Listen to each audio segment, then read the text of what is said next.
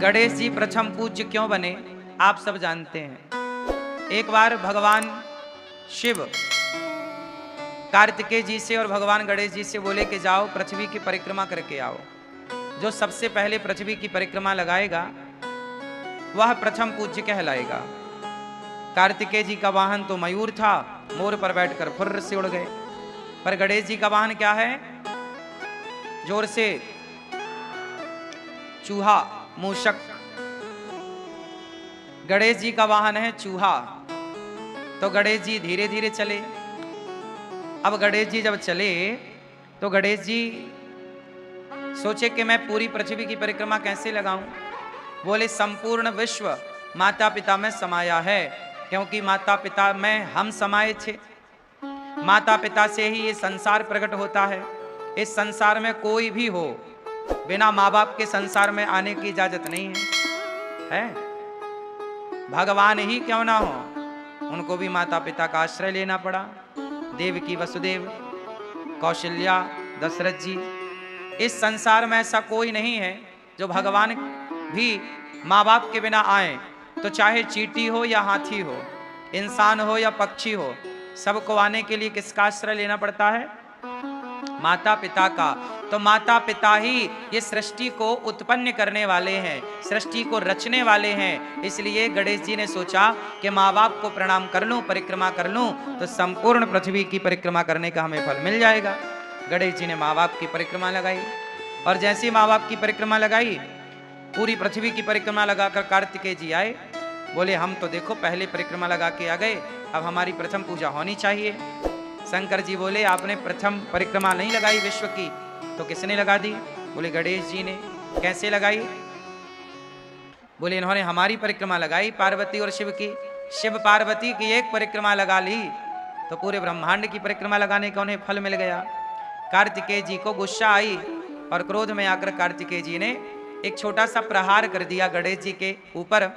तो वो प्रहार जाकर गणेश जी के दांत में लगा, तो गणेश जी का एक दांत टूट गया। तब से उनका नाम पड़ा एकदंत। क्या नाम पड़ा? एकदंत दयावंत चार भुजाधारी, माथे सिंदूर सोहे। तो गणेश जी का नाम एकदंत। तो कार्तिकेय जी और गणेश जी के बीच में जो शर्त लगी तो गणेश जी जीत गए। तो गणेश जी ने माँ बाप की परिक्रमा की, तब से गणेश जी प्रथम पूज्य हो गए कि गणेश जी जैसी बुद्धि किसी के पास नहीं है। इसलिए गणेश जी बुद्धि के अधिष्ठात्र बन गए, बुद्धि के देवता बन गए। गणेश जी किसके देवता हैं? जोर से। गणेश जी बुद्धि के देवता हैं। जिसे बुद्धि चाहिए वो गणेश जी के पास जाए। गणेश जी बुद्धि के परम देवता हैं। अच्छा, गणेश जी का वाहन है चूहा। अब जरा यहां ध्यान से सुनिएगा। हमारे वेदों पुराणों ने, हमारी ऋषि मुनियों ने कितनी बढ़िया व्यवस्था की है। समझदार को इशारा काफी, ये सुना है ना आप लोगों ने। आप सब समझदार हैं इसलिए हम इशारे ही करते चलेंगे। देखो गणेश जी बुद्धि है और गणेश जी का वाहन क्या है? चूहा। चूहा किसका प्रतीक है? चूहा किसका प्रतीक है? तर्क का। कुतरता रहता ना, कुछ भी मिल जाएगा चूहा कुतर देगा। चूहा तर्क का प्रतीक है। किसका प्रतीक है? तर्क। चूहा है तर्क और गणेश जी हैं बुद्धि। तो गणेश जी किसके ऊपर सवार है? बुद्धि के ऊपर। गणेश जी किसके ऊपर सवार है? तर्क के ऊपर। बुद्धिमान वही हो सकता है जो तर्क पर सवार हो। तर्कमय बुद्धि श्रेष्ठ है। जो विद्वान होगा वह तर्क जरूर करेगा, तार्किक होगा। तर्क शास्त्र पढ़ते हैं ना हम लोग, तर्क शास्त्र है। तो बुद्धिमान व्यक्ति, देखो एक बच्चा होता है ना, बहुत सारे सवाल करता है। माँ भगवान है तो दिखाई क्यों नहीं पड़ते? माँ गणेश जी की सूंड लंबी क्यों है? माँ गणेश जी के कान बड़े बड़े क्यों हैं? ऐसा बच्चा पूछता है ना आपसे। तो ये बच्चा जो पूछ रहा है उसके पूछने को ही तर्क कहते हैं। वो तर्क करता है। जैसे तर्क है, गणेश जी के कान बड़े क्यों हैं? ये तर्क है। ये क्या है? ये मैं इनसे प्रश्न कर रहा हूं, मतलब मैं इनसे तर्क कर रहा हूं। यही है तर्क। गणेश जी के कान बड़े बड़े क्यों हैं? ये क्या है? बोलो बोलो, क्या है ये? तर्क है। क्या है ये? तर्क। अच्छा, तर्क कौन कर सकता है? सवाल कौन कर सकता है? मूर्ख व्यक्ति कभी सवाल नहीं कर सकता, पढ़ा लिखा बुद्धिमान ही सवाल कर सकता है।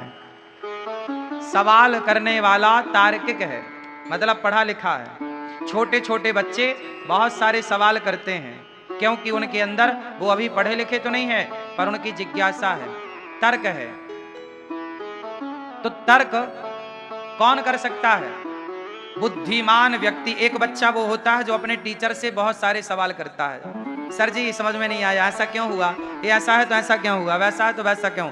जो बच्चा बहुत सारे सवाल करता है मतलब वो बुद्धिमान होगा, और जो बच्चा मास्टर से कुछ नहीं पूछता वो एक नंबर का बुद्धू होगा। बात सही है कि गलत है? जो ज्यादा सवाल करेगा वो कौन होगा? जोर से, बुद्धिमान। तो गणेश जी किस पर बैठे हैं? तर्क पर। गणेश जी बुद्धि हैं और सवार तर्क पर हैं। बुद्धिमान हमेशा तर्क करता है। ये गणेश जी का चूहे पर बैठने के पीछे का साइंस है, विज्ञान है।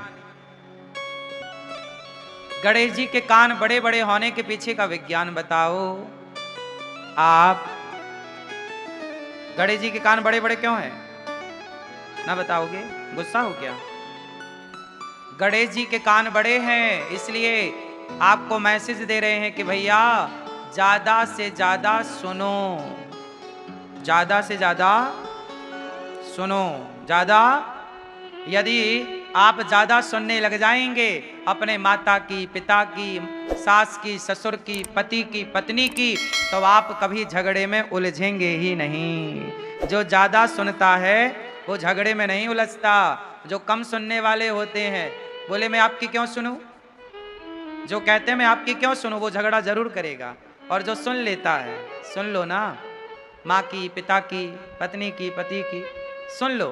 गणेश जी के कान, गणेश जी के कान, तो बताओ गणेश जी के कान बड़े क्यों हैं? आपको ज्यादा से ज्यादा सुनना है। आप लोग कम सुनते हो ना, इसलिए झगड़ा होता है। पर गणेश जी क्या मैसेज दे रहे हैं? ज्यादा सुनो। अच्छा, गणेश जी का मुंह दिखाई पड़ता है आपको? क्यों? गणेश जी के दर्शन करके बताओ, गणेश जी का मुंह दिख रहा है? हाँ या ना? हाँ या ना? हाँ या ना? जोर से। गणेश जी का मुंह नहीं दिख रहा है। गणेश जी के मुंह अंदर है, सूंड ऊपर है। सूंड दिख रही है, मुंह दिख नहीं रहा है। मुंह भीतर की तरफ होता है। गणेश जी के कान बड़े हैं और मुंह अंदर है, मतलब दिख नहीं रहा है। मतलब गणेश जी का मैसेज है कि मुंह को छिपा के रखो, मतलब बोलो कम, सुनो ज्यादा। कान बड़े रखो, मुंह को छिपा के रखो, बोलना। जो लोग कम बोलते हैं वो सुखी होते हैं। जो दिन भर बोलते हैं, ज्यादा बोलते हैं, बकवास करते हैं, वो किसी ना किसी उलझन में उलझते ही उलझते हैं। सही है? सारा झगड़ा कहां से होता है? मुंह से। महाभारत कहां से हुआ? द्रौपदी के मुंह से धोखे से निकल गया कि अंधों के अंधे होते हैं, दुर्योधन के लिए। और बस निकल गया, दुर्योधन ने बात पकड़ ली।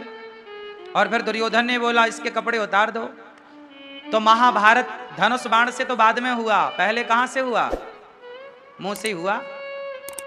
तुमने कहा कि अंधा है, अंधों के अंधे होते हैं, द्रौपदी ने कहा। तो दुर्योधन बोला मैं बदला लूंगा, इसने मुझे अंधा कहा, मैं इसके कपड़े उतारूंगा। भरी सभा में द्रौपदी को नग्न करने के लिए, निर्वस्त्र करने के लिए दुशासन पकड़ के ले आया और भरी सभा में द्रौपदी को निर्वस्त्र करने का प्रयास किया। अब आप समझो कि सारा झगड़ा कहां से हुआ? बोलो, मुंह से हुआ। इसलिए कहता हूं गणेश जी की तरह मुंह को छिपा के रखो, मतलब कम बोलो, कानों को थोड़ा बड़ा करो ताकि ज्यादा से ज्यादा आपको सुनने का अभ्यास हो। ज्यादा सुनो, कम बोलो। चलो, गणेश जी का पेट बड़ा है, बताओ क्यों? आप बताओ, गणेश जी का पेट बड़ा क्यों है? बताओ मेरी माँ। ज्यादा खाते हैं? नहीं, गणेश जी ज्यादा नहीं खाते। गणेश जी एकदम फिट हैं, पर पेट बड़ा के पीछे एक मैसेज है। गणेश जी का पेट बड़ा इसलिए है, समाज को समझाना चाहते हैं कि भैया परिवार की बातों को पेट में ही रखा करो, पचा लिया करो, परिवार की बातों को बाहर ना उगला करो। आप लोग जरा घर में झंझट होती है ना तो जाके पड़ोसन के घर रो लेती हो, सास ने ऐसा कह दिया, फलाने ने ऐसा कह दिया। आपके पेट में कुछ भी ठहरता नहीं है, सब उगल देती हो या उगल देते हो। इससे क्या होता है, संत जन कहते हैं अपने, एक दोहा बोल रहा हूं फिर आप अर्थ बोलना, हमें उसका अर्थ नहीं आता, आप लोगों से जानेंगे आज। अपने अपने घरन का दुख ना कहियो रोई, सुन इठले हैं लोग सब बांट न ले हैं कोई। अपने अपने घरन का दुख ना कहियो रोई, सुन इठले हैं लोग सब बांट न ले हैं खोए। आप सब अपने घर का दुख किसी से मत कहो, क्योंकि दुनिया सुनती है आपके संग रो रो कर, और आपका दुख रो रो कर दुनिया सुन लेगी। आपके जाने के बाद हंस हंस कर लोग बताते हैं कि देखो इसके घर ऐसा हो गया, इसका पति ऐसा है, इसकी पत्नी ऐसी है, इसका परिवार ऐसा है, इसका बेटा ऐसा है। इसलिए अपने घर की बातें कभी कितना भी अपना हो मत बताओ, पचाओ। इसलिए गणेश जी का पेट बड़ा, कुछ बातें पेट में, हर चीज बताने की नहीं। समझ में आई क्या? बोलो हाँ कि ना। बैठ जाओ अब मेरी माँ अच्छे से। अच्छा, गणेश जी खाते क्या हैं ज्यादा? जोर से क्या? लड़ुअन को भोग लगे। काय का भोग लगे? गणेश जी लड्डू खाते हैं, और हम भारत के लोग भी लड्डू खाते हैं। हम सनातनी लोग ना लड्डू ज़्यादा खाते हैं। हमारे यहाँ मकर संक्रांति आती है तो लड्डू बनते हैं, गणेश उत्सव आता है तो मोदक बनते हैं।